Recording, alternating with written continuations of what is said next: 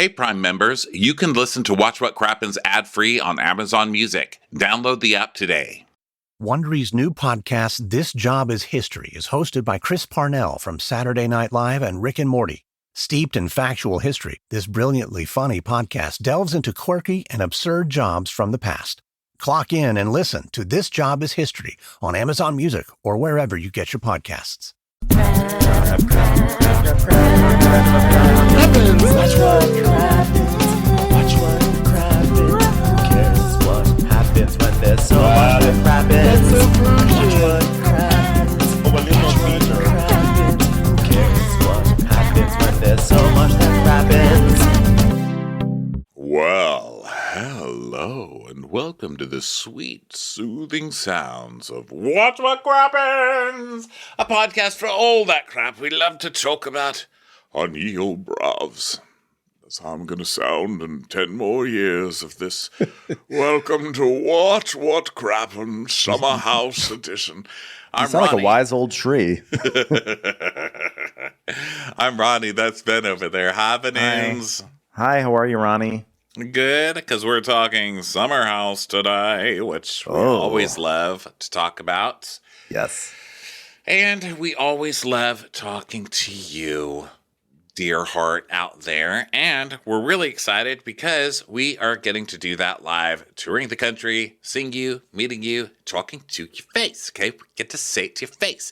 So come see us. This weekend, we start a 2-weekend jaunt. We are going to start Thursday night, the 23rd, in Denver, Colorado, at the Summit Theater. And then the next night, on the 24th, Friday, we're going to be in Salt Lake City. In Denver, we're doing Vanderpump Rules. In Salt Lake City, we are going to be doing the other show that we like to do out there. Ben, what is it? Real Housewives Ultimate Girls Trip in Salt Lake City. In Thailand, the Thailand in Salt Lake City, amazing. Okay. Yeah. And then the next weekend, we're going to be in Seattle and San Francisco. And go get your tickets. You get them at watchwhatcrappens.com. After that, just so you know what's coming up after that for everybody, we're going to be in Toronto, Philadelphia, New York City, Washington, D.C., San Diego, St. Paul, Minnesota, Chicago, Columbus, Boston, and Mashantucket at the Foxwoods Casino to end it all up. So we're super excited. Join us. Patreon.com is where you find our bonus episodes and our Crappens On Demand videos. Anything you would like to add to that, Banoons? I'm already exhausted from all that traveling we're about to do. Wow, that's a lot of places, but it's going to be great. It's going to be so excited, especially, the live shows for Vanderpump Rules are going to be we did it in Charlotte and that was wild, the energy in there, but it's great. It's great to go back to all these places. So we're excited. But I just want to say also, I'm really excited for Salt Lake City because I've never been there. And we were going to go there right before the pandemic. It was like literally the pandemic happened a week before. It was our first casualty of the pandemic. And I'm excited now that the Real Houses of Salt Lake City has now happened there since the pandemic. I'm now very Salt Lake City curious. So I'm really thrilled that we're going to a Real Housewives city on Friday. So that's what I have to add to all that. Do it, man. Okay, So here we are with Summer House, Season 7, Episode 6. We are hanging disco balls for a Studio 54 party, which I have to say is better than a Great Gatsby party, but not by much. I must correct you, because I believe this is a Studio 50 forest party, if you remember. There was some wordplay. I'm not sure that we saw the theme really carried through in the party. We didn't see anyone dressed sort of like a tree. Didn't see anyone dressed like those walking trees from Lord of the Rings, also wearing, like disco roller skates or something. But that was technically the theme of it, Studio 50 Forest. God, you have a really interesting view of the forest. I'm like, it's where you piss on road trips or fuck on road trips. So that's no, it's where trees come to life and fight for your cause. So are you fucking tree fighting for your cause in the forest? Didn't you know that? So yeah, they're decorating for this party, and Gabby's throwing disco balls into the hot tub because she's like, I'm using the pool as a decorative element. So it's already looking very sad, and they made this like very sad photo wall. They basically ordered only one thing of tinsel to put on a wall, and they need like many, many more. So it's just kind of hanging mylar, like dangling mylar blowing in the wind. It was terrible. It's like used car lot fringe, that plastic fringe. So Paige is like, wow, this looks really great, guys. Like, shut up, Paige. She's like, yeah. Wow, this photo wall very Talbots, as in sad, deeply sad. I get what you're going for, but no. And Sierra is like, I can juggle disco balls. And she does. And then we go to Lindsay and Carl. And Lindsay's like, are you okay, babe? And he's like, yeah, babe. But I have to talk to Carl, babe. I'm really, really anxious. Anxious what? Babe. Yeah, babe. I haven't talked to Kyle since last weekend. And, like, I know I have to. But, like, I just haven't had the... I don't want to say ball, but... probably balls. And I'm just like worried that our friendship is like in serious jeopardy. Like, what is friendship for 400, please? It's in jeopardy. So I need to tell Kyle, like, don't ever talk to my babe girlfriend like that. Thanks. And he's like, yeah, we'll start off my girl. What's Carl's thing with his balls? Does he have 3 balls or 1 ball? I think he has 3 balls. He has 3 I think balls, that's his right? thing. Mm-hmm. Yeah. So then Amanda and Kyle show up, and we hear the horn honk, and it sounds like this. Kyle.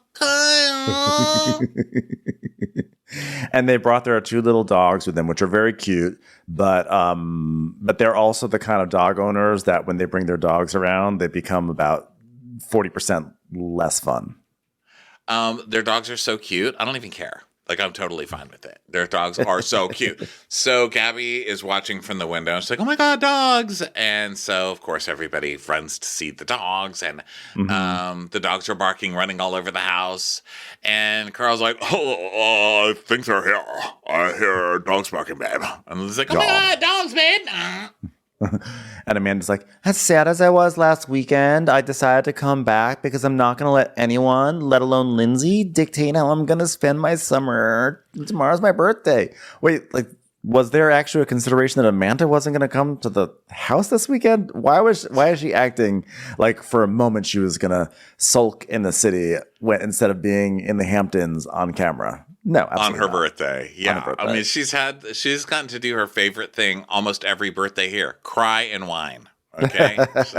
She's not going to miss that to be home alone. Now, here's one thing that dog owners do around me that I really don't like. And I am a dog owner and I do tend to do this. So I apologize for the hypocrisy, but when people talk in baby voice to their dogs around me, they're like, hey, Reese, want to meet my friends? Like, no, I don't. Like, what's wrong with your dog? Yeah. Your dog can't handle normal speaking. Could you please don't talk to your dog? It's like you're putting your dog down in front of me. It's like you're treating your dog like a fucking idiot in front of me. You know, it's like, it's cringy. I don't like that either. You know what I also don't like? I don't like people telling me like stories about their dog's quirks. I don't like it when they tell me about their dogs or their children. And honestly, probably any pet. To be honest, I would extend to any pet, but it just really feels like it's like dog owners do this a lot. Like, oh my God, like he thinks he's like a human. He like follows me around. Oh, real. Wow. Real original. Is it because you feed him and he wants food? Is that why? He's like a human. Like, it's crazy. It's Stockholm syndrome. The dog doesn't have anybody else except you. You've kidnapped the dog from its family. Okay. Then you've kept it locked. You've kept it locked in a big box, such as your apartment or your house. All it sees is you, and it's learned to thank you for the fucking terrible dog food that you give it every day. Like, it's not some animal they get to kill and eat. It's like some shit Purina or whatever. The dog has Stockholm syndrome, you know? And it gets kind of like free massages every day, more or less. You know? Yeah, Being and it's like, this is my life. Nice. This is my life, you know? I lay around staring at a wall until this person gives me 5 minutes of energy a day. You know, it's a sad life. So, anyway, come here, Reese. Want to say hi to my friends? Speaking of sad life, Chris, with his terrible hair. Geez, okay, Chris. Poor Chris. I just feel for him because he's trying. I don't know what he's trying to do, but I know that he's trying. And he's trying very hard. I feel like he should get something. Yeah, but I think that Chris thinks he's more charming than he is, unfortunately. I think, the Chris train has left. He's hot, but he's not enough though. He's just not enough. So Gabby needs deodorant, in case anyone was wondering. And Lindsay's like, babe, the party starts in 5 minutes, so we gotta hurry, babe. And when she's saying this, she's like walks down the hallway, and Amanda's in the hallway, and Lindsay just like keeps walking down the hallway without saying hi to Amanda. Although there's a chance she didn't see Amanda, but either way, I thought they saw each other and ignored each other. Yeah, it was icy. Love it. So Lindsay's like, I know that Carl is going to talk to Kyle, so I have no plans whatsoever at having a conversation. I'm just here to have a good time. So then Amanda's getting ready with Kyle, and she's like, how do you feel about seeing Carl, Kyle? Yeah. Well, I'll be like, dude, how was your week? And then like, hey, I sent you a text on Sunday. I never heard back. And he's like, yeah, this is the first time I've had real anxiety about what I'm going to say to my best friend. I mean, to be across the hall from Carl, getting ready for a party and feeling the tension in the air, I feel like a fish out of Loverboy. It's crazy. So then Carly, that's my sister. Hi, Carly. Carl puts on a curly wig, and Sierra has an afro on, and then she starts doing this character that she really commits to. So she's committed. That she's like, I'm Karma Brown, and Karma Brown's spicy, and she's not involved in the drama. Karma Brown, everybody, it's me, Karma Brown. And then she keeps saying "bam" over and over. She keeps going, I'm Karma Brown. Bam! Oh, bam! Like that is Emerald. Yeah. Like, how are you gonna give your Karma Brown character Emerald qualities? She's sort of doing a little like a 1970s blaxploitation a bit. So I respect her for trying to change it up.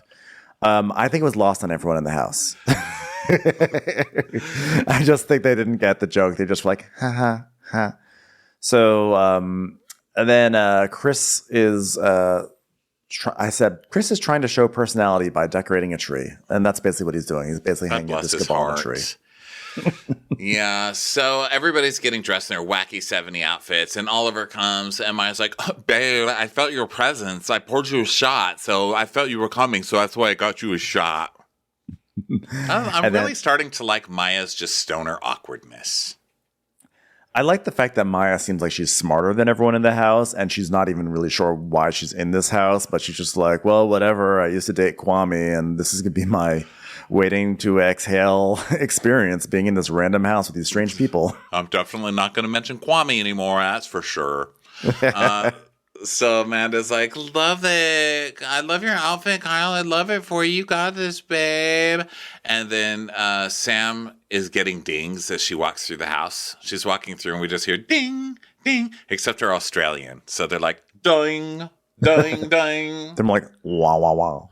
Wow, wow, wow, wow. Wow, wow, wow, wow, wow, wow, wow. His didgeridoos, your text messages. Wow, wow, wow, wow, wow, wow, wow, wow. Sam is crushing on an Australian guy named Tim, who she's hoping to meet up with later. And the reason why she wants to meet up with him later is because for the next 30 minutes of the show, she's like, does anyone want to go to Montauk tonight? Yeah, like Tim's going to be there. It's going to be like a house party. Montauk? You guys want to go to Montauk tonight? Guys, there's an Australian person in Montauk. I'm going to see him. I love Australia. You guys want to go to Australian. Montauk. You guys want to go to Montauk? He's like so hot. Montauk. He's so cute. He's so hot. He's so cute. He's so cute. You want Montauk? Montauk? Yeah. So arrivals as they all move outside to the quote-unquote party. And Sierra's still going, my name is Karma, and Karma's a bitch, and you better ask about her. Bam! Add the spices. Bam! Add the pepper. Paige just watching. I don't get it. So then Carl's like, hey, babe. Hey, babe. Oh, you're blinding me with your ball. Did he have it was a disco ball chain? Sorry, babe. Yeah, sorry. It was a disco ball. Yeah. Just like a new me. I'm just like experimenting with balls, because I've got 3, but like, what if I have another one? You know what I'm saying, babe? Hey, babe, you look great, by the way. Cut to Sam, just, doing the Sam. Oh my God, my man isn't coming, but like his friends are coming, and he's Australian. He's so hot. Like my man's he's like so hot, you guys. He's Australian. And Sierra's looking around this party, which is nothing. Like it's hardly decorated. Nothing is going on. And she's like, this is a travesty. Where's the champagne tower? Where's the music? There's like 20 people there. It's basically just like a barbecue, right? And they're trying to all dance as if there's something major going on. And meanwhile, Gabby is like, I'm going to go change into my second look. I'm like, it's been 5 minutes and there's not even any music playing. Why are you going into a second look? And Carl's like, oh, second look? Wow, second look. Wow. Anyone want to pile on the second look commentary? Anyone? Second look? I don't have anything that can look, babe, but you need to talk to Kyle, babe. Address it head on immediately, babe, and do not wait, babe. Well, hopefully as soon as he walks out, I can address it. But in the meantime, babe, you look great. You look great, babe. So Paige is with them, and she goes, wait. Well, Paige is somewhere. I don't know. It's a party, so it gets confusing who's where. But Paige goes, wait, Kyle and Amanda look so good. You guys, you look so good. And then it just cuts to Lindsay giving a stank face, like, Yeah. They look so not good. And the music becomes like Inception. The music's like, bwah, bwah, bwah. And Amanda's like, hey, friend. Carl goes, oh, hey, how are you? Carl's like, I didn't even recognize you. Whoa, you went all out. Dude, we traded places because, like, now you got a wig on. I grew out my wig. That's my real hair, so.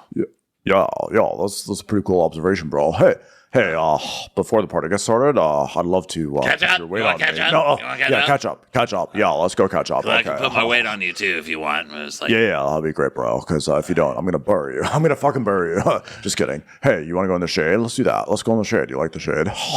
Let's do it. So Lindsay is just like laser focused on them, watching them from across the yard, and Danielle's like, "I'm sorry, but I'm sorry, but Carl is a damn snack." I think they were talking about Kyle, actually. I think they liked Kyle's outfit because Paige is like, that's a great outfit. Like, he was born in the wrong era, okay? And Amanda's like, yeah, well, the sparkly pants are mine. Wait, those are men's pants? Please tell me you didn't pay full price for them. You did? Oh, God. All right, let's have a man talk. Okay, because, listen, yeah, okay, like, all right, hold on. All right, so Saturday night, it was, like, kind of hard to be around that. You know what I mean? Yeah, I just kind of, like, snapped, you know? Yeah, but I don't, like, think I've ever seen you get that angry. Like, ever, so. Yeah, and, like, I appreciate your text last weekend. Like, that was really cool. But, like, I don't love how you're speaking to Lindsay, and I think you could tell I didn't love it by the way I was, like that. And so, like, you were really fired up, and I was like, does he, like, deep down, like, does he, like, think the stuff? Like, do you guys even, like me and Lindsay? I kind of feel like we're America's sweethearts right now. Just being honest. I gotta be honest, man. Like, you've changed, and that's now because you're spending a lot more time with Lindsay. I mean, you love the girl. I get it. So. Yeah, well, I want to marry the girl. Marry the girl today. Oh, yeah, well, take the boyfriend hat off for 1 second, and I still come back to the fact that our friendship has changed, and where that stems from is contention between Lindsay and Amanda. So, well, yeah. It also kind of comes from you screaming, when actual assholes and actual bitches get their way. I don't know. I'd love for you guys to be able to blame this all on the ladies not getting along, but you're also a massive dick, Kyle. Okay, you're a massive dickhole sometimes. Yeah, it's like also he is your employee and he's feeling undervalued as an employee, but also Carl, you're his employee and you're not doing what you should be doing as a worker. So yeah, I think it's not. You can't just pin it all on the women. Yeah, I mean, they don't get along, and I get that, but you guys are jackasses. So let's keep it here for a moment, okay? Shall we? Okay. So then Lindsay is talking to Sam, and Sam's like, well, at least they're finally talking. I mean, instead of just, like, not talking about it, like, if they were the guy that I'm going to go see in Montauk later, they'd be talking about it like this. Okay, that's enough now. Like, settle down there, young one. Oh, my God, I hate myself. I'm too much. I hate myself. Are you drowning yourself? You don't have to drown yourself. Actually, I'm not. I'm just giving myself a chlorine facial. Yeah, we've been talking about it a lot on the magazine that I work at. So Amanda's like, Lindsay, ugh, it's a lot of voices, a lot of like different levels of shrill you have to do. Lindsay uses the word friend as a weapon and she like weaponizes it against me. And I'm like, not a good friend. I'm like, not this. I'm not that. I'm in a place where I'm like, Lindsay, I'm sorry. I feel that way. But like, you feel that way. But like, I'm not apologizing for anything else. Kyle.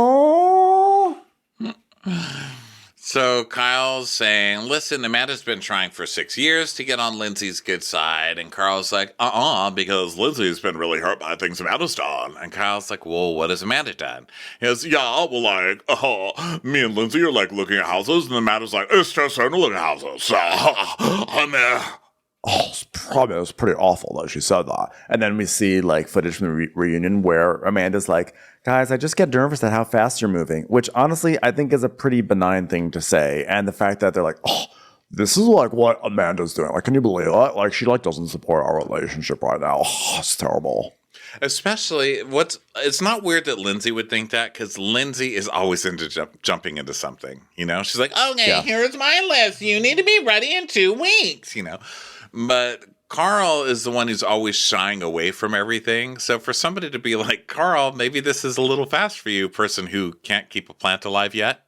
Like, person who's going through massive life changes and emerging from like some big trauma and facing big trauma. She's like, maybe you're going a little fast. And it's not really undermining. It's like it's actually giving an honest impression, which is what's funny is that Lindsay's always about like, I'm straight up. I just say it how it is. Like, I want you to tell me. And like, she just basically said it. And I think like the truth is that they probably could ding Amanda for some other sort of passive aggressive things that she's done.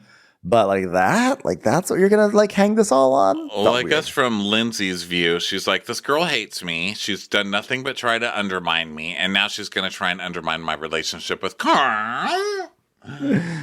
Yeah. But yeah, so Lindsay's coming in with a lot of stuff from Reunion that I think in the season, everyone tries to pretend that Reunion stuff didn't happen. Yeah. Right. But the truth is that, I mean, again, I'm always going back to season 2, which may be unfair, but it feels like a lot of these grudges have roots to there where they like literally cut Amanda out of Instagram photos. It was like a whole clique. It was like, not they. Wasn't it Lindsay? It was Lindsay. It like and solely Lindsay doing it? No, it was like a little clique. Remember, wasn't it Lindsay, the Workers twins, and wasn't it Steven? Didn't they have like a little group? And then Kyle had to write like a 17-page manifesto. Be like, you make my girlfriend better, you know? Yeah, I remember all that. So funny. It's time for a commercial. It's time for a Crappens come. It's called Me Time for a reason. So working out should work on your time.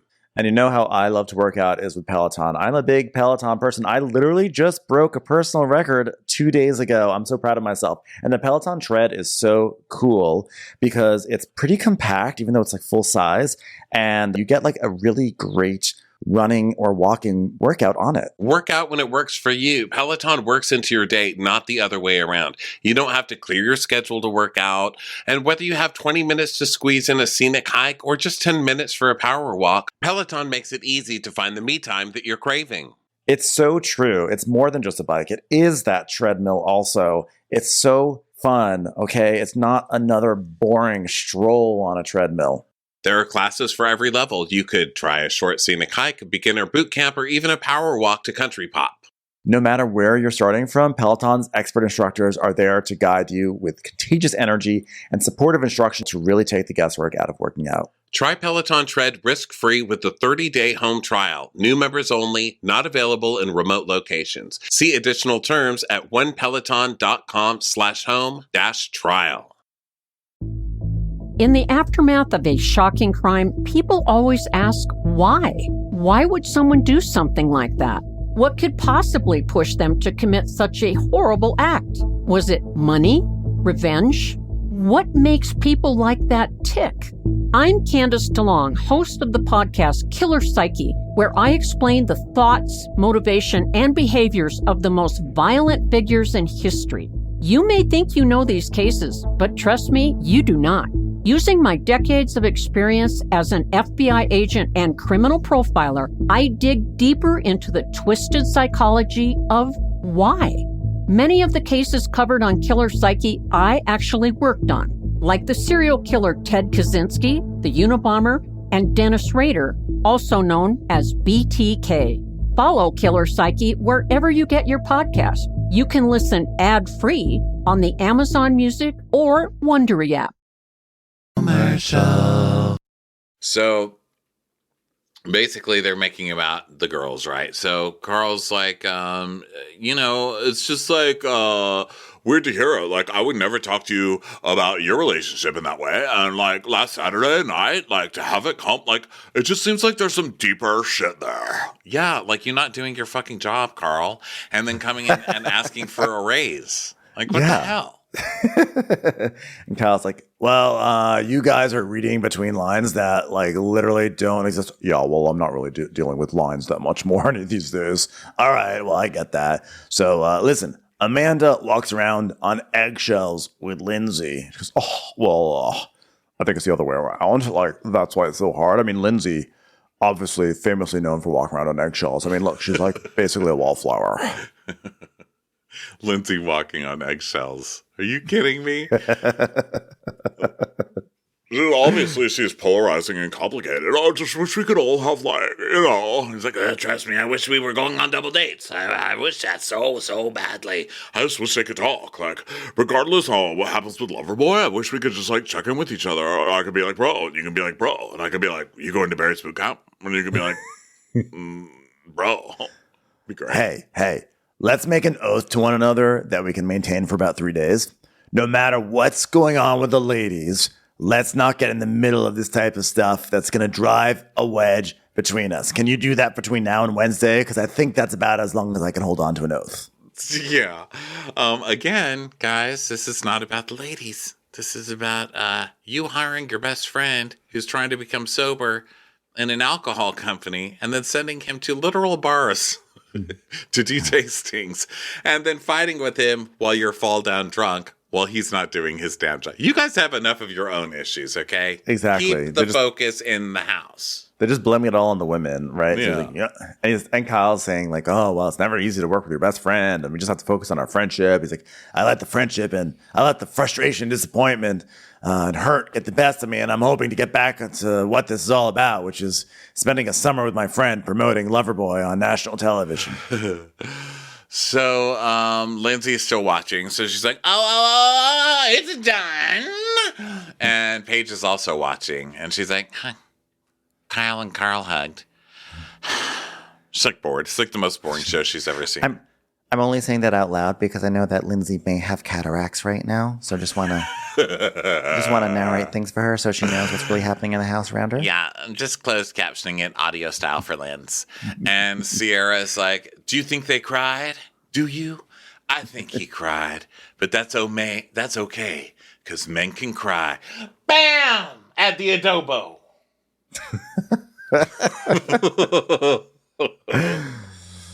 So there's more party time, dancing, still only like 10 people there. And then they have this is like the scene of Paige being indoors texting, and we're hearing a lot of text noises and beeps, but we don't see anything and it doesn't amount to anything. So I wonder if it was like there was a conversation that then was removed. So like we just don't see the text bubbles because it's just her texting, right? Yeah, that was really weird. So then Sam is still going around going, are you coming to Montauk later? Because, like, there's a party in Montauk, and, like, I want to make out with an Australian guy, and, like, there's one in Montauk. Also, other Australian guys. Do you know any Australian guys? It's really far. Do you know in Australia it's, like, tomorrow? I think we go inside and look at the refrigerator and see what brand it is for my dream home. In Australia, I already made out with this guy. Is basically what I'm saying. Does anyone want some salami? Found some on the counter. So then Chris and Oliver in the hot tub, and this is so awkward watching Chris trying to talk to girls. Oh my God. So they're like, hi. And he's like, hi. So yeah, they're like, how do you guys know each other?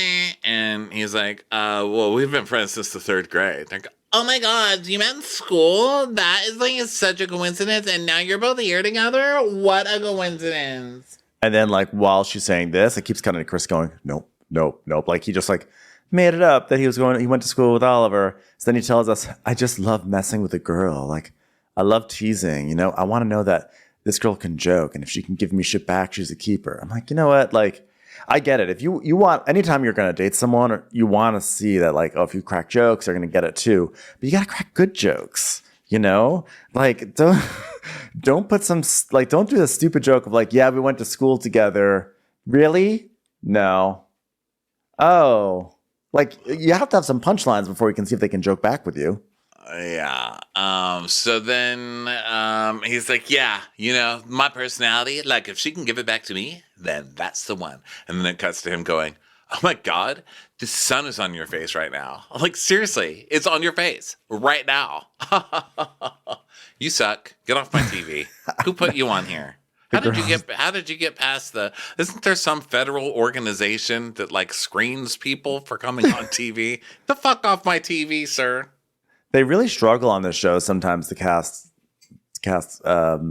good male characters. I feel like we, I think the last really good one was Luke.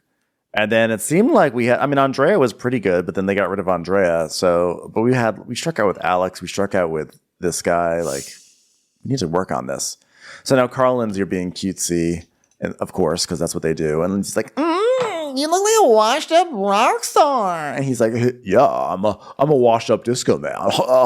yeah, babe. Oh, that's exactly what I am. So she asked about the conversation. He's like, well, I feel better, like obviously I'm not okay with how he spoke to you last week.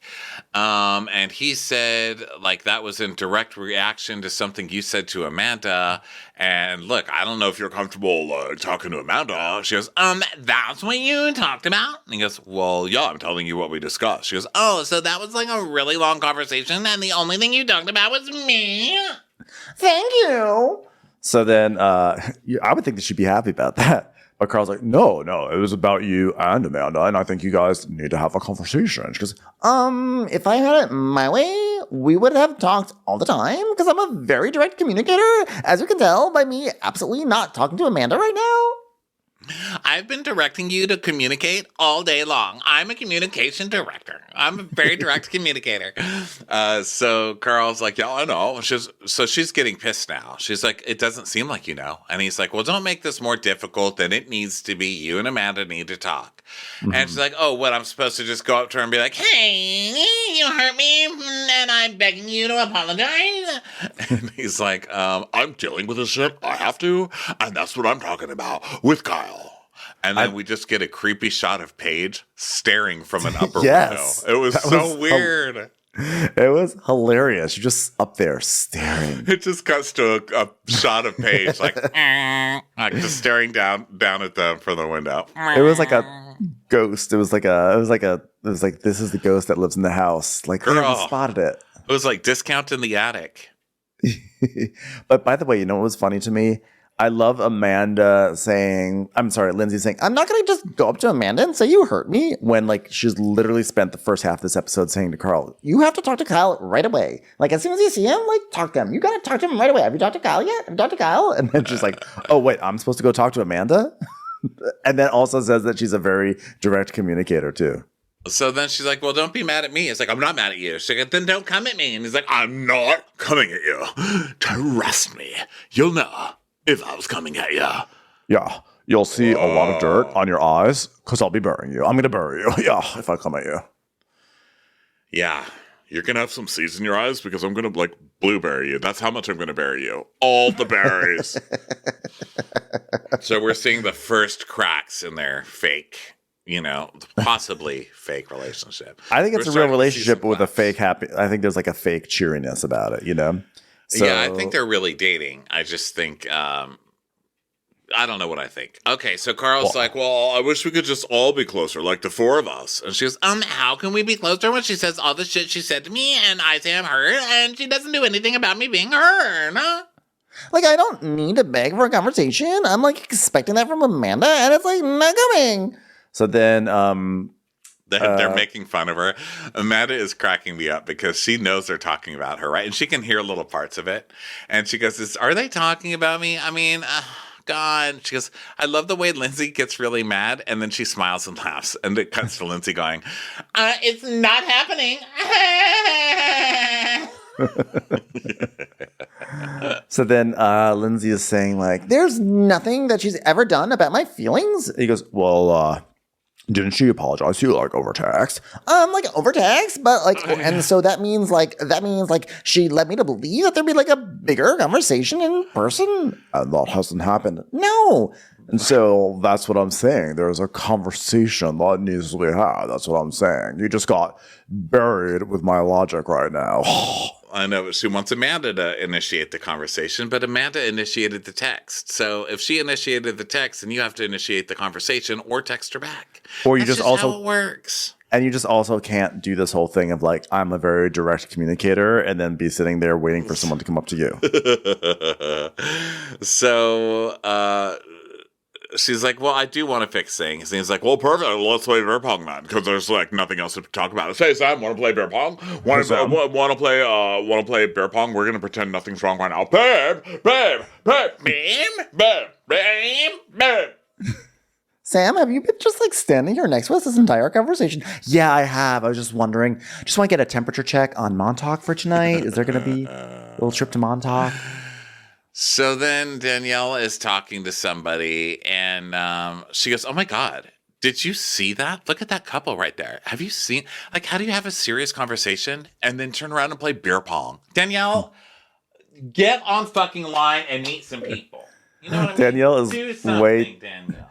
I don't disagree with her, but I also feel like, Danielle, you're way too involved in other people's business. I mean, she's not wrong, because then we see like Lindsay and Carl clearly have unsettled tension, and then all of a sudden she's like, yes, babe, we just got a shot, and she like jumps on Carl in the classic Lindsay way.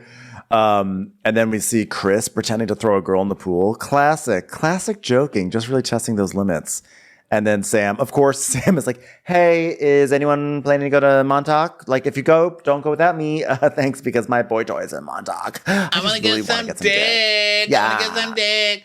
So then Carl and Danielle sit down, and she's like, yeah, I saw you and Lindsay talking. And every time I see her in a chat with you, she seems to be heated. And he's like, well, you know, trying to communicate can be hard sometimes when she's drunk. It's like, oh God. Here we go. See, this is the thing. When you get in a relationship with a sober person, I feel like you almost have to be sober because. But listen, you still have the right to drink. No, I'm not going to take that away from Lindsay. She doesn't have to be sober for Carl. She should be sober for herself, because this is what happens when you have a drink. The sober person always goes, "Oh well, you're drunk."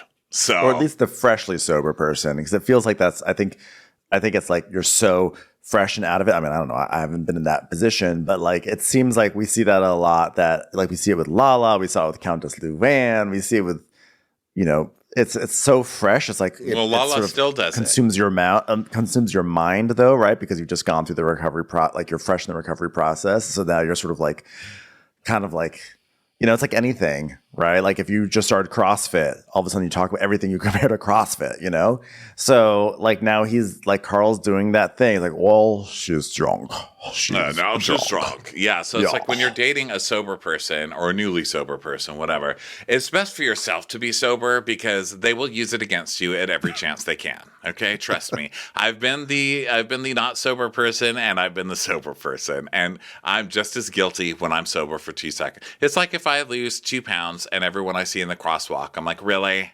I could do it. Why can't you? You know, it's like a natural thing. Yeah, that's what I'm saying. It's like the CrossFit thing. It's like when people start doing CrossFit, then all of a sudden everything they say is like, oh, you should really do CrossFit. Like, oh my like, God, or keto. Oh, you know who's terrible with this? Those people who eat livers.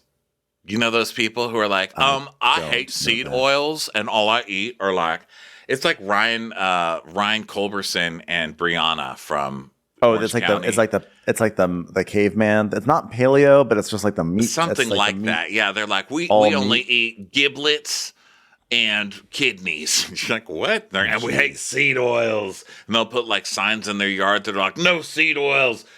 It's like those people. They get instantly super judgy just because they ate a kidney for breakfast. Yeah. So either way, we're seeing glimmers of this with Carl. And so then Lindsay and Paige are sitting on like a day bed, and Lindsay's like, guys, and communicating, it's just like so hard. Like Carl was like, you and Amanda need to talk, and I was like, I know. And Paige is like, well, why don't you just like pull her to talk? Is it because she's standing on an uneven surface, which would be difficult for your walker? Is that why? Also, hysterical that she sits with Paige like they're girlfriends. Like, yeah. I just can't wait to rely on Paige. So she's like, why don't you just talk? I mean, just glue your teeth in and talk. And Here's your hearing aid so you can hear what she has to say. Lindsay's like, I'm very hurt by multiple things. And Paige goes, well, does she know that? Because, how can she come to talk to you if she doesn't know that? And Lindsay goes, because I don't make a big deal out of things, Paige. As she's screaming. It just, By the way, when you say that you're hurt by multiple things, are you just talking about arthritis right now, or Is it only when storms are coming? Or... have you been taking your Boniva? Can you feel rain in your knees? So then, back to Carl and Danielle. Carl's like, I was just telling her, like, you should talk to Amanda, and she wasn't really receptive, so I walked away right into beer pong, where she, like, jumped up on me and gave me a good thigh squeeze, with her legs, like we're on The Bachelor, and it was done. And Danielle's like, for two of the most outspoken people, you guys sure internalize a lot of things. I'm like, well, it's funny because Danielle definitely externalizes a lot of things about things that don't involve her. Yes. So back to Paige and Lindsay, Paige is like, why are you holding it in? She's like, I mean, it's not just one thing. It's like multiple things. And like she said, is too soon to move in with Carl. And Paige is like, oh, thank God, finally an in. Well, Danielle said that too. What? And then we get my favorite sound. Paige goes, yeah. She was saying he's only a year and a half sober, and like then they might get engaged. They moved into a very expensive apartment, and she was like, I feel like they'd live in a fairy tale, but like a new type of fairy tale where Cinderella is like 76 years old, you know? It's like when that like old modern. lady played in Enchanted. That old redhead lady. It's like watching Sleeping Beauty, but like Angela Lansbury is the teapot. It's like Sleeping Beauty, but you're like, oh my God, is she ever going to wake up? It's like when Helen Mirren played Rapunzel in a movie that I once dreamed of. It's time for a commercial. It's time for a Crappens commercial. So back to Danielle, she's like, well, look, things can't always be great, Carl. Me and Robert fight. I mean, he works all the fucking time. I mean, I'm not going to cry. Wait, hold on. I'm not going to cry. I don't care. Please don't try and cry. Okay, well, I won't cry, but it is really hard, and we're not always perfect. And so when I see Carl and Lindsay, I just want them to have a relationship where they can talk about the hard stuff too. So here it all is. Basically, Danielle and Robert are on the road to breakup because they have now since broken up. Spoiler. So she's miserable. She's going through it. So that's what's really driving Danielle right now, which is it's not so much that like, oh, I'm in misery, so you have to be in misery too. Although that may be a component of it, but it's more like she's projecting issues from her relationship onto their relationship. She's not necessarily wrong, but I feel like the motivation is less about like, I'm concerned about you guys. Her motivation is more like this is how she's processing the shit that's going on in her relationships. I see her motivation as just pure, hey, you guys are my only friends. Like, we hang out every weekend. And she's left out. We were the three amigos, and now you guys are together and you just completely ignore me. But like, why? But like, yes, I 100% agree with that. But I think her rationale, like, why does their relationship have to be like your failing relationship? And I know what she's saying. She's saying like, you guys are acting like everything is great, but I know things aren't great. But then like, so let them have their own let them have their honeymoon period. We're entitled to our own delusions. You know what I mean? I mean, the worst thing that can happen is for you to say, how are you? And then somebody to actually tell you. Like, I'm not really asking. Like, how are you? Oh, you won't believe it. This is what's happening. This person has this, and that person has that, and I do everything. It's like, no one's really asking. We all know this. And I feel like that's kind of Danielle's like, just be open and honest. No, I'd rather see them being fake than fighting all the time. Well, actually, I'm watching television. So, we know this is going in the Everett direction, right? Where it's just going to be these two screaming and yelling at each other for the rest of their lives. And you see a glimpse of it when Carl gets pissed off at her, and when he's like, oh, you'll know when I'm coming at you. It's just going to turn into that Everett relationship again. Well, and I think the foundation of what Danielle is feeling is also that, their whole trio of friendship has now been affected. She's being left out, and she's being left out for what she sees as probably a relationship that is doomed because they're not being honest with each other, and they're going too fast. And it's frustrating because she also is going to have to be on the receiving end of hearing them complain about each other to hurt. Like she sees all the fakery in it, but I think it's like especially like she can't come from a place of like, well, they're just gonna have to do what they do until they fail. I think the fact that her relationship is failing is causing her to like really care about this more than she should, even though she's not wrong. She's just caring too much. God, I'm bored. I mean, this is Danielle talk.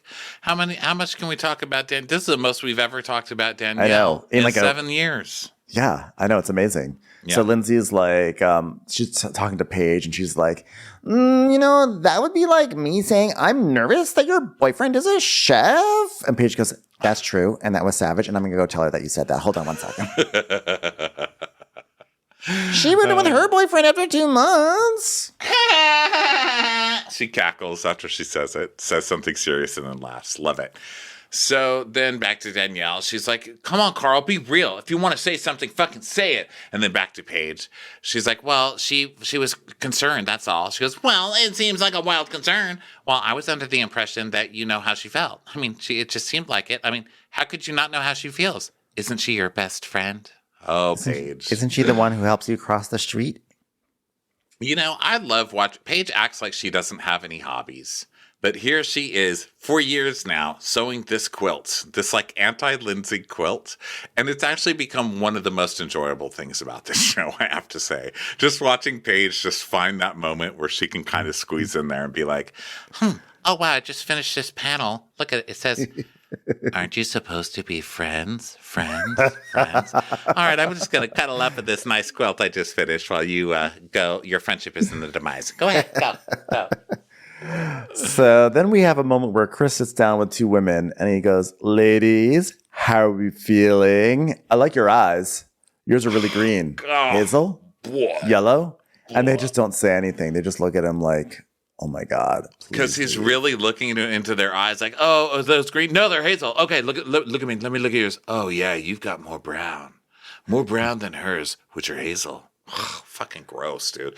So, Gabby, apparently someone's asked Gabby if her boobs are fake, and she's just run with it. That's her thing. Yeah, she's just going around now going, oh my God, somebody asked me if my boobs are fake. Do they look fake? I'm so flattered. Cheers, guys. Cheers to me having boobs that look fake. So then Danielle walks. Paige goes, I do think you need to talk to Danielle. There she is. I gotta pee. Be back. And she literally runs away. And scene. So Lindsay's like, well, fuck you, Paige. And Danielle's like, well, what were you guys talking about? Well, she was talking about you. Oh, good stuff or bad stuff? Bad stuff? Bad stuff? Whoa, that bitch. Okay. All right. Well, what did she have to say? Well, she was just like, Danielle's your best friend, is like concerned about your relationship, And Danielle's like, always. I mean, that's a best friend.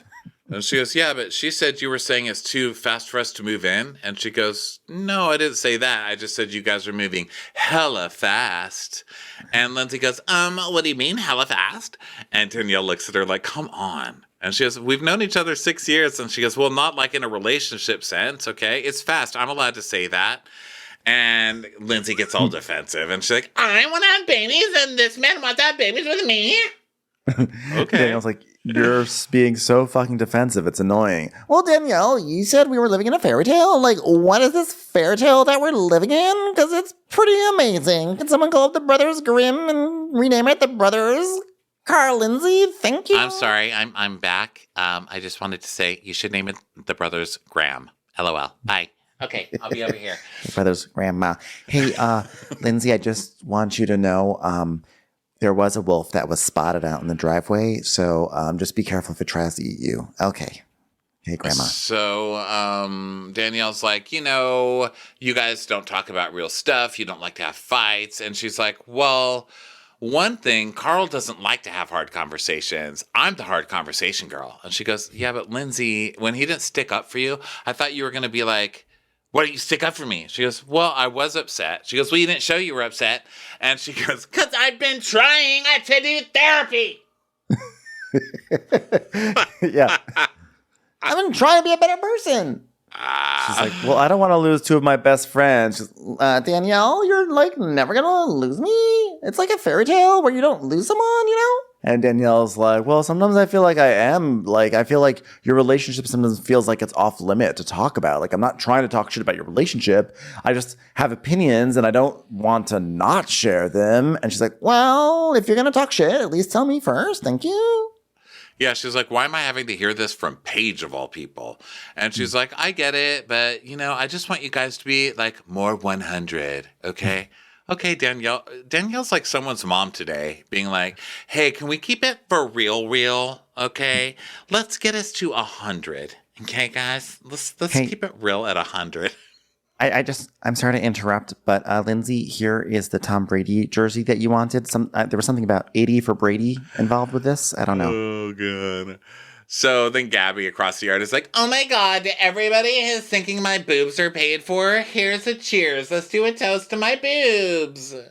That was the moment where I thought, oh, am I going to start disliking Gabby now? I sort of was like, I've really enjoyed Gabby. I think she's been so good, but I was like, oh, she's that girl. I think they cast her to be annoying, right? I mean, they cast the most cloyingly childish, spoiled brat of all time, I think she's supposed to be annoying.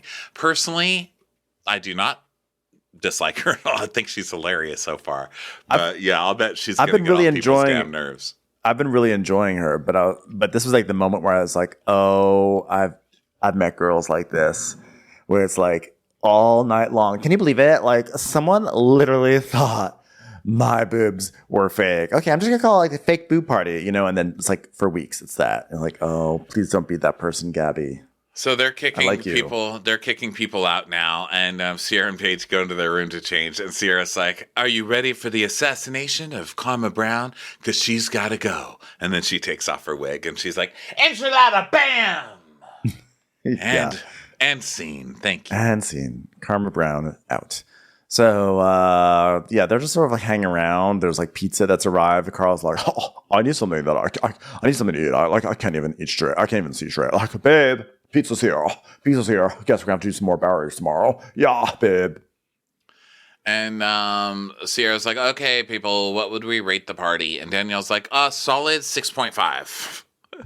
And so then Danielle's reviewing it. She's like, no music. There was barely any alcohol. I mean, and Gabby comes. She's like, what are you guys talking about? She goes, yeah, you're getting a 6.5 out of 10. Yeah, that's her. And Paige goes, boop. So then more pizza arrives. And then we have this weird Trixie Monocle song where she sings, you keep counting it down, retweet. I was like, what?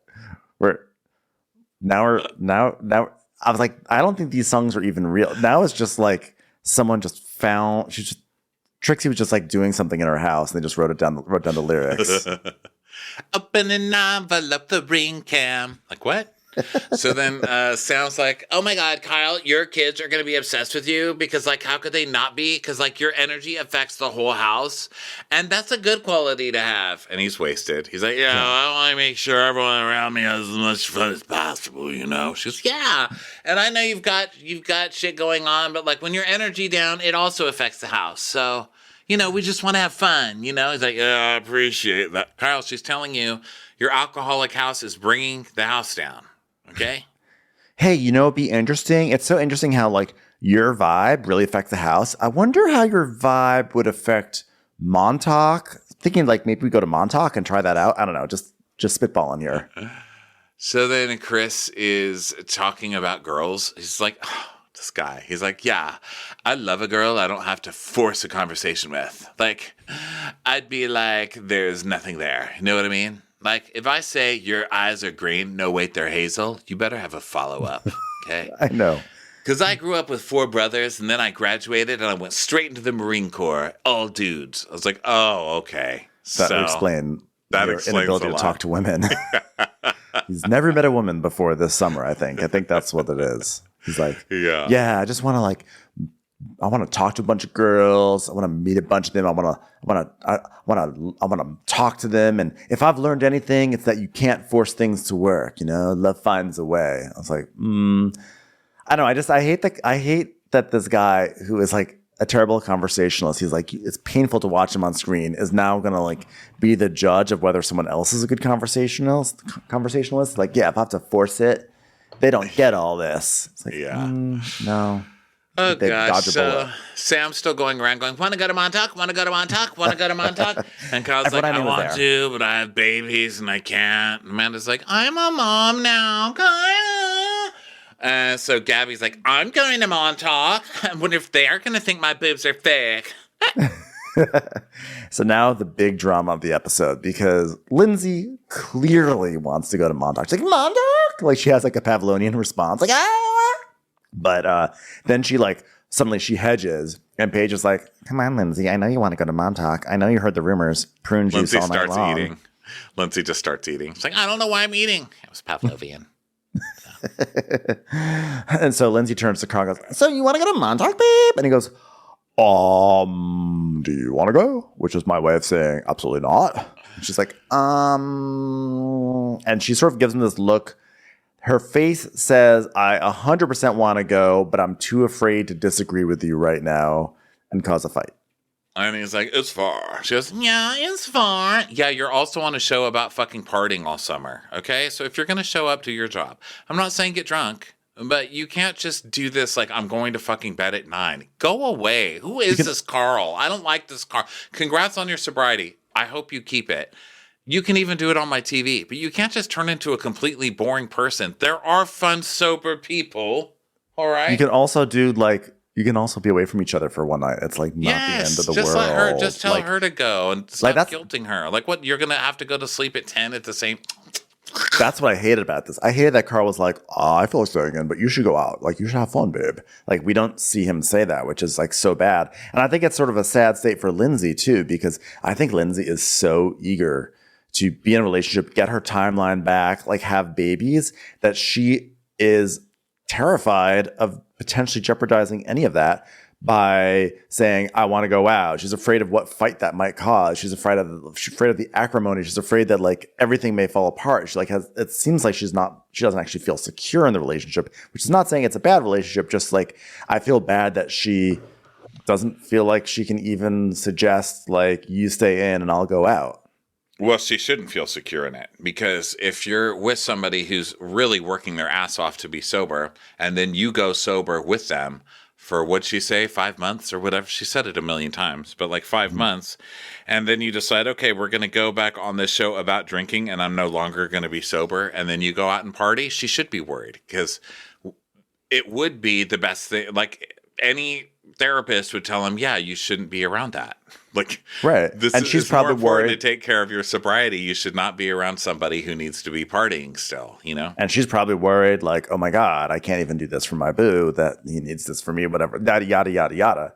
But the point is, ultimately, Carl should have said, I'm going to stay in, you go out and have fun. But instead, he goes over to the sofa and just like flops down on the sofa. And she's like, so you're going to sleep already? Which I wonder if she was saying that to be like, well, since you're going to sleep, maybe I'll go out, you know? Yeah. But he's like, no, I'm just taking a little break from sitting on the chair over there. So I decided to come to the sofa over here instead. So then Danielle's like, are we going to Montauk? And Lindsay just looks at her and she tells us, yeah, in the past I would say Montauk and Lindsay would just immediately be there, you know? And it's like, bitch, I know you want to go to Montauk. And Sierra's like, Lindsay, you going to Montauk? And Lindsay's like, trying to figure it out. Are you going? And she's like, thinking about it. She goes, you're the single one, bitch. When she says trying to figure that out, that's her way of like saying, I want to go. I'm waiting for Carl to say, go to Montauk, you know? Exactly. And so, she's like, I'm standing in line at a governmental office waiting for a stamp on my passport, you know? I know. I can't just walk through the barrier. I'm going to be like kicked out of the country. I have swiped my Metro card and I'm waiting for the turnstile to register my balance. Yeah. So she's like, so then Sierra's like, well, you want to go out, bitch. I know you want to go out, bitch. And she goes, well, I'm in a relationship, which I think is even more like, hey, here's me getting credit for considering your feelings, Carl. Now you can consider my feelings and say, go out. But of course, he says nothing. Instead, Amanda jokes, never stopped Kyle. And they all laugh too hard. And Lindsay, and you know, that is kind of a good point. She had to go through so much shit with Kyle and still probably does. But they still did whatever the fuck they wanted in the end, right? And they're still together. So so Lindsay is just like, I mean, she so clearly wants to go. She's like, Maya, is that your name? I don't think I've ever spoken to you before, but are you going to Montauk? Are you going to Montauk, Maya? Maya's like, no. And Sam's like, I'm going to Montauk. Yes, Sam, we fucking know you're going to Montauk. So Carl's like, I want to stay. I want to do a fire, and I'm going to see what the wood situation is. Anybody have Luke's number? No, somebody call Luke. I really need to have Coyote blaring through a Bluetooth speaker while I check on the wood. So I hated that he wasn't like, I'm going to do a fire, but Lindsay, if you want to go out, you should go out. Like, I hated that so much because we all know those couples. Like, we all know those couples who are just like, where one person is clearly not getting to do what they want to do because one person's calling all this sort of the social shots. And it's always like, right. I cut him a little bit of a break on this only because he is probably thinking like, I got, like now she's drinking again. Now she wants to go party all night. Like, fair. It's probably like a test in a way, like, is she going to be able to do this? Mm-hmm. It is fair because he probably doesn't want to encourage her to do that because, well, he knows she'll come back drunk and it'll be a pain in the ass. So I get that. I do get that. But that's not hitting my past experiences that I'm triggered by. So that's unfortunate because while I do get that, the rational side of my brain does get that. My irrational side, which has dealt with couples like this before, where you basically want to go out and party with one and the other one's like, oh, sleep about staying in and watching Goonies again. You're like, oh. Yeah. Fuck you. Well, I think this is just a pretty clear moment where it's like, you guys shouldn't be together. Lindsay's not ready. Lindsay's not ready for what you need. You need sobriety and you need somebody not wanting to go out. Lindsay she clearly still wants to have that kind of lifestyle. Even if she's going to transition into the other, there are married moms who still want to go party all the damn time. Ask mine. I mean, those country club ladies are no fucking joke. They were just missing a little EDM, really. I mean, They were all dressed the same, but all they were really missing was some EDM. And those ladies were bumping all day. They were just fucking wasted all day long partying, Well, I would revise it to say it's not so much that Lindsay's not ready, it's that Lindsay's not doing what she wants to do. And I think that's like, she's holding back from what she wants to do. Mm-hmm. So, so then Lindsay sits down with Danielle and she's like, well, you know what, Danielle, like if I was single, I'd be going, but I'm not, which that I don't like that. I don't like that. And Danielle's like, well, I'm not single. And Lindsay's like, yeah, but you're like not leaving him to go out, like, and then come back. Like your boyfriend's like not a series regular. That's what I'm trying to say. Like he's just sort of like this like pale person who like shows up once in a while and cooks us food. So like it's like a little different, Literally, nobody cares about your pale ass, dark circles under the eyes, odd boyfriend. Okay, from a Tim Burton movie. No one cares. It's like, trying to make it work for like 4 years now, and like seriously, it's never quite happened. So let's like move on from that. You're basically single. Yeah, and she's like, yeah, well, you're not leaving your boyfriend to go out. And Danielle's like, well, he's never home. She doesn't say that, but that's also another thing that Danielle probably resents. Like her boyfriend, she never fucking gets to see, so she has to go still kind of live this life, right? Where she's like trying to meet new people and doing all this, and then Lindsay's in a relationship where from Danielle's point of view, she's probably got everything because she's got this guy that loves her. They're really committed. She sees him all the time. They're living together, all that. But she won't go out and still be with Danielle. There's a lot at play there. So anyway, Danielle's like, literally, you could do whatever the fuck you want to. And she goes, well, if I was single, I would, but he doesn't want to go, so I'm not going to. And Danielle says, she goes, why would I want to? Why would I want to go without Carl? And Danielle's like, to hang out with me, maybe? Hello. And Lindsay actually says, but Montauk is a very far away to go hang out with you. Bye. Wow. That's so rude. So fucking rude.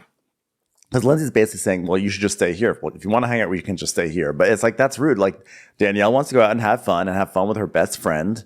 And, like, I get it, too. Also, like, sometimes, even if you want to do something else, it's more important to prioritize your boo. Because maybe you've been going out a lot all week, so you want to spend time with your boo. But, like, you've just had the whole night. You had the whole day with your boo. Like, go out with Danielle. Have fun.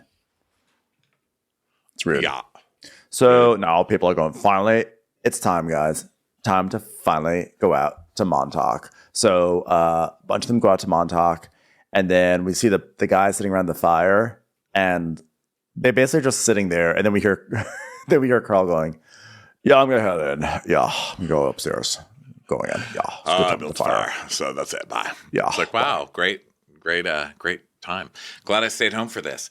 So then Gabby, Sam, and Danielle return, and they love the AC because it's really hot, and they attack the pizza basically. And Sam tells us, "I just got ghosted by Tim. Literally put me in an Uber and slammed the door. So on the second date." So I tell him, "Look, I don't want to sleep with you here because like I don't want a hit and run situation." And he says to me, "I would never do that." It's like, you know what it feels? It feels stupid even just saying it right now. Oh, wait, hold on. I just got a text message. OMG. He's dating Bernadette Peters now. That is crazy. That is crazy. So Sam is like, "Personally, guys, I think I'm fucking annoying. Like, when I date new people, I apologize for my personality. I'll repeat because I'm like so embarrassed to be myself." And Danielle's like, "Why would you think that?" And Gabby goes, "That's a trauma thing. I get it. Like earlier, people thought my boobs were fake." And Danielle's like, "Listen, Sam, you should never tell yourself that you're annoying. That's for us to tell you. You should think should think you're great, okay?" So Sam is saying how she dated this guy who was like really abusive and like, you know, would say things like, "You're so embarrassing, it's hideous," and, you know, would say that her teeth were hideous and that she hasn't smiled with her teeth in 4 years because he told her that her teeth were disgusting and that she can't shut up and she's a know-it-all. So basically a real charmer. Or I'm assuming it was someone who this guy. God. And have they been cast on Vanderpump Rules yet? Because it seems like no that kidding. kind of. That seems like perfect for that show. Yeah, sounds like a waiter's captain to me. So Danielle's like, "I just want to tell you how you come across is like the most genuine, bubbly, lighthearted person."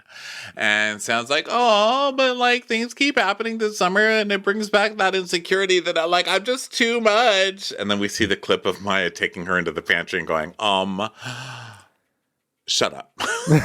I know. You need to stop talking, please, for all of our sakes, or whatever she said to her. Yeah, she's like, you know what? This summer, I came here to be myself, and I will no longer be insecure. Hold on one second. Oh, that guy I was interested in would rather date Madonna than me. Present day Madonna than me. Okay, still secure. Still totally secure in myself. Very Right. secure. So she's like, "Yeah, I like to laugh too loud or be too excited about something, but Danielle's right. I'm going to be myself no matter what, because I came here to make friends that value who I am." It's like, you go, Sam. You go, Sam. Also, turning to Bravo TV is not where to find it, but I support the thought behind it. So now it's the morning, and people are cleaning up. It's Amanda's birthday, so some of the girls have they're going to do like a bagel breakfast, so they're actually waking up early. Paige is like, "I will get out of bed for Amanda Petula all day, every day. I will wake up at 7 a.m. for that bitch because I love her. But also note, I will never do this again. This is a one-time only offer. Thanks. Bye." So they all have to clean and put this bagel spread together or whatever. And Paige, of course, sees Maya, so she's like, "Oh my God, did you hear that Lindsay wanted to go out? She so wanted to go out. And she was trying to make Carl go out." And I'm like, this man is like 40 on a couch. Like, where do you think he's going? I think she's like trying to be better for him, but And Paige gets this huge smile on her face. And Maya's like, "Yeah, but it's like at the expense of what she wants." And Paige goes, "I mean, that means you're like not being yourself." And Maya says, "Yeah, and when you make sacrifices for your partner, that leads to resentment." Okay, Paige, do the thing I know you love to do. 1,000%. 1,000%. All right, so Maya, why don't you do what you do best? Bring it. You know you want to. She's like, "Okay, well, like I've been in a relationship with my ex." It's just Kwame, and then like his food. It's like a gallery of Kwame food, and she's like, "We're different people." And Oliver's like the most outgoing guy. He has like 350 friends, and I have like 5. And Sierra's like, "What are you guys talking about?" She's like, "Hold on, could you rewind the Kwame food clips?" Okay, thanks. And then, actually, can you just say something also devastating about Lindsay so I can say 1,000% again? It's my That's favorite way to agree. Panzanella. That's panzanella. I don't want to talk about it. You know what looks like panzanella? Lindsay's face. 1,000%. I just agreed with myself. I was so excited. Panzanella is like the bread version of Grisabella, who's like the cat version of Lindsay. Have you ever seen a crouton go off to heaven? That's what panzanella does every single time. So Kyle comes home from working out. Oh, is there anybody want to look at my sweaty butt? Because it's here. So Lindsay's like, babe, slightly my hair down, babe. And he's like, oh, God, look it down, babe. Yeah, look at that. Wow, your hair looks well rested. So I guess your hair didn't go to Montauk last night. Oh, looks good. Babe. Yeah, your hair, it's like your hair is putting all its weight on your nape. I love that. Love that. Nape. Isn't that the back part of your neck? Why does that sound weird when I say nape? It does. Nape of your It's neck. like, But yeah. Isn't it weird when you say nape in Carl voice? It doesn't sound like a real word anymore. Oh, that's so weird. So they're cleaning outside and setting it up and blah, blah, blah. So in the kitchen, they're asking Danielle how Montauk was. And Danielle's like, it was fun until we got kicked out because Sam laid down on a pool table or something. I think she was trying to impress Tim, but it kind of backfired. It was weird. She started singing Like a Virgin. I think she's really screwed up by this whole Madonna thing. I love that she got kicked out for lying down on a pool table trying to be sexy. They're like, get out. So then Amanda comes downstairs, and so they start singing Happy Birthday to her, and Chris is doing that thing that people sometimes do where they go cha-cha-cha in between, where they go, Happy Birthday to you, cha-cha-cha. But he keeps doing it, like he messes it up. I was like, you can't even get the cha-cha-cha right, because they're going like, Happy Birthday to you, and he's like, cha-cha-cha. Yeah, Happy birthday to you. And what's super weird about it is that he doesn't really have Marine Corps energy. He has like office party energy. You know, like when it's somebody's birthday in the office and you all have to sing happy birthday, and there's always that like cha-cha-cha person. That's office energy. I don't think the Marines are like, happy birthday to you, cha-cha-cha. I just don't see it, you know? He's the guy at the office who every time it's like, hey, you want to go to lunch? Yeah, you want to hit up Tremana downstairs? It's like, well, no, I don't want to go to the shitty cafeteria down in the lobby. And then like everyone hears that you guys are going to Tremana, and so no one wants to join. And then like you're stuck going with him to Tremana because you feel bad backing out, and everyone else goes to the better lunch option. That's what Chris is. And if you don't know what Tremana is, just know it's a terrible, like a terrible chain of like office building delis. I can't describe it, but it's like the worst. It's like the worst thing of all time. So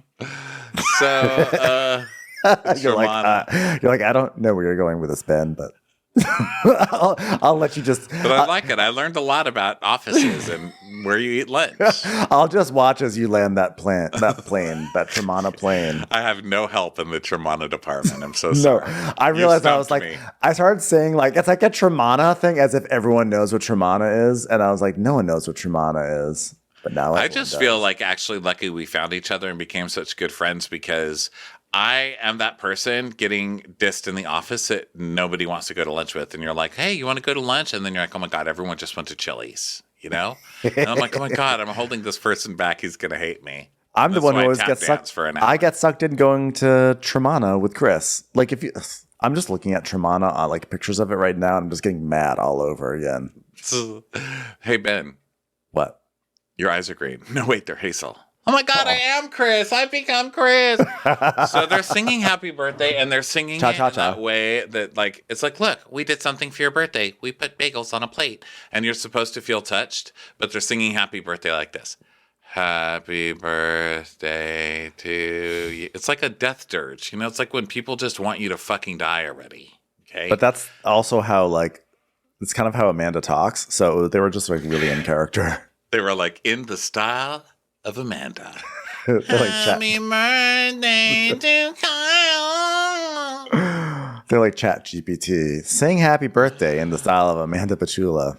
So Kyle's like, last year was a big one. It was 30. And I was caught up in the wedding, and I was kind of a dick. And we see a clip of Luke getting her. What did he get her? He got her something so meaningful. He's like, Wow. Yeah, it was like I adopted a star in your name or something. Yeah, like here's a star named after you, and every time you look up at it, it'll be looking down at you and these cute little puppies I bought you. It's like, whoa, it's like the most thoughtful thing in the world. When God wakes up, the first thing he sees is Jupiter Hollow, which is why I bought you a road sign there. So, so Kyle's like, well, I'm going to make up with it for it. So without any further ado, he goes into a room and he pulls out like obviously a big canvas and everyone's like, oh, Here's okay. a cardboard cutout of yourself. Kyle, I already have that. It's from our house. So he got her, he got her some art, but we don't really even get to see the full art. And I believe it's because I think if they showed the full art that Bravo would have to blur it out or something. So we saw like, it. We saw some the of art. Well, we saw the art, and there's a lot of talk about Amanda's eating because Amanda looks so thin. I mean, I'm not going to talk about that because I'm not. That's gross. And B, because Amanda's always been thin, so like I don't get people really. But there's been a lot of talk online about that, and this painting is not going to help. Okay, it's fruit. It's all different kinds of fruit, and it says fruit therapy. I'm like, she doesn't need that this season, Kyle. You fucked up again, Kyle. You fucked up again. I know. All I was thinking was like, well, have fun transporting that out of the Hamptons with your oversized canvas. Not even your big SUV could fit that thing. I don't believe it would fit into an SUV, but what do I know? Yeah. So, I'm making we're late in the episode. And I have hot takes about the size of that canvas vis-a-vis the size of his SUV and about Trumana. So who knows what the third thing is? It always happens in 3. You never know what the third thing on my mind is going to be. But either way, gets this art. Everyone's like, cool. And Amanda's like, thanks, everyone. This is exactly how I prefer to celebrate my birthdays. Low key. And in summation, Kyle. Like, I know, it doesn't sound like she was very happy. She's like, wow, guys, thanks. Bagels for breakfast. So now everybody's packing to go. And Lindsay's like, oh my God, I am so hot right now. And Carl's like, yeah, you are. Yeah, babe. So hot. That's right. Kyle's like, dude, this is like the hottest day. And they're like walking out to the car. And Lindsay catches Amanda in the foyer and goes, so what are you doing this week? And Amanda's like, because she knows exactly what Lindsay's doing. She's like, I'm doing dinner with my family. I think we start on Monday and go through Friday, I think. And every day I this don't know what week. else. Every day is a different theme of family dinner. So I think we're going to get together? Yeah. I think I'm going to Trumana. There you go. There you go. And she's like, do you want to go to Trumana together? And Amanda's like, okay. Just by yourselves? And she's like, well, I'll take a look at my calendar. Amanda, you live 2 doors down from your office and you have one night with your family planned. You're stuck. You're going to fucking dinner. Don't try this. I'm going to look at my calendar bullshit. I've looked at your calendar. There's nothing on it. All it says is all day. All day. You didn't even All day choose the event. time. You choose the all day event option. Yeah. So she's nervous. She's like, we haven't hung out in years, and I'm just like a little nervous, which honestly, I'd be nervous too if Lindsay was like, Do you want to hang out? Just me and you? I'd be like, ah. Yeah, because she's doing it with that insane smile too, or she's about to rip you a new one. Yeah. All right, well, that brings us to the end of Summerhausen, everybody. Thank you so much for being here. We will see you later this week in, Denver, Salt Lake City, followed by Seattle and San Francisco the week after. Go to Watch What Crappens to get your ticket links, and we sure love you guys. Bye. Bye. Watch What Crappens would like to thank its premium sponsors. Ain't no thing like Allison King. Ashley Savoni, she don't take no baloney. Christy Wowardy Dowardy. Dana C. Dana Do. She's not just a Sheila, she's a Daniela. Itchels. Aaron McNicholas. She don't miss no trickolas. Hava Nagila Weber. Jamie. She has no last namey. Sipped some scotch with Jessica Trotch. She's always supplying. It's Kelly Ryan. Kristen the Piston Anderson. You're never alone with Lacey Monteleone. Let's give a kisserino to Lisa Lino. Megan Berg. You can't have a burger without the Berg. Sarah Greenwood. She only uses her power for good. Can't stop fanning over Tina Manning. The Bay Area Betches. Betches. And our super premium sponsors. Somebody get us 10 cc's of Betsy MD. We're taking the gold with Brenda Silva. Let's get real with Caitlin O'Neill. Don't get salty with Christine Pepper. Better do what she says. It's Elva Enriquez. Can't have a meal without the Emily Sides. Undo your fasteners. It's Aaron Kastner. Nobody holds a candle to Jamie Kendall. She's not harsh. She's Jill Hirsch. We will. Joanna Rockland, you. My favorite Murdo, Karen McMurdo. We love him madly. It's Kyle Pod Shadley. Let's go on a bender with Lauren Fender. She's a good hobby. It's Lauren Hobgood. We want to hang with Liz Lang. The incredible edible Matthews sisters. Nancy Cease and Desisto. Give him hell, Miss Noel. She's the queen bee. It's Sarah Lemke. Shannon, out of a cannon, Anthony. Let's take off with Tamla Plain. She ain't no shrinking Violet Kuchar. Hey Prime members, you can listen to Watch What Crappens ad-free on Amazon Music. Download the Amazon Music app today. Or you can listen ad-free with Wondery Plus in Apple Podcasts. Before you go, tell us about yourself by completing a short survey at Wondery.com/survey.